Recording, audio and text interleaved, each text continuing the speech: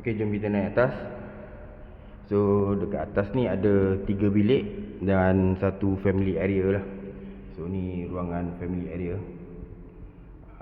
Agak luas jugalah family area ni. Kemudian tinggi, kalau kreatif boleh letak loteng satu sini. Mungkin simpan barang lagi kalau barang banyak kat rumah kan. So ni dia punya tangki. So ni master bedroom, bilik air.